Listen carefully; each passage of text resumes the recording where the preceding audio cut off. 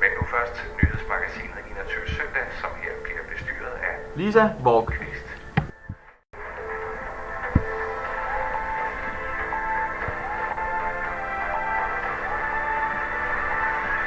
Velkommen til 21 søndag.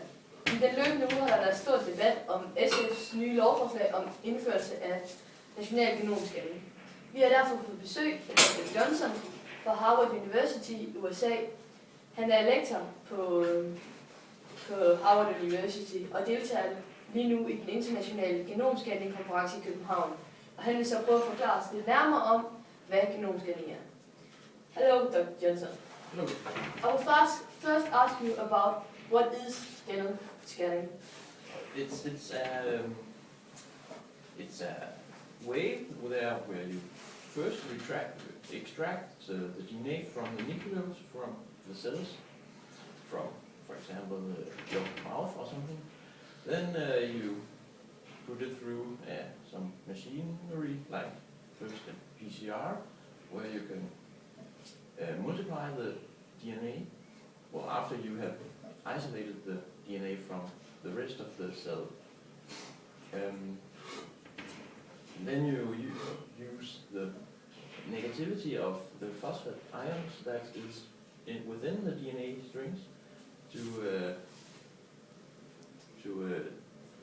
name the length of the DNA strings. And when you know the DNA length, you can in the most cases say what kind of DNA it is. Oh. When you say DNA, what do you mean? Well, the DNA is a twin-stringed 2 nanometers long string that is, well, two strings that is combined with hydrogen bindings in 2 or 3 bindings a pair, because between the phosphate ions there is 4 different molecules that is named guanine, tyrosine, adenine, and thymine. They bind to each other in pairs, like the guanine binds to cytosine and the other way around. There is a lot of debate in Denmark about this genome scanning, and I would like you to ask, are there any risk connected to the genome scanning? The only risk I see when you get the DNA from your test subject or what you want, there's only the risk that you might hurt him while taking DNA from, the cells from your mouth or something. But there could be some ethical problems, but I don't think there's any problems. Why do you mean that we have to make this international genome scanning? Well, because it can help you very much to say whether a child maybe or a person has a disease or something that could come, and then you can give him the medicine and such to make sure that he does not get the disease in a state that he would get without the medicine or that and such. It's a very good way to see such things. Many thank you for the interview, Dr. Johnson. Det er det. Ja, bare stop den der. Der findes mange modstandere af genomscanning, her blandt etikeren Jeremiah Smith, som også deltager i den internationale genomscanning-konference i København. Så derfor har vi inviteret Jeremiah Smith en tur ind i studiet. Welcome, Jeremiah. Thank you. What is your opinion to SF legislation? Well, basically, I think it's rather, it's a bit odd that you choose to do this, because I am very much against it. First of all, I think we shouldn't take this God aspect into our own hands, and we shouldn't try to change what God has created.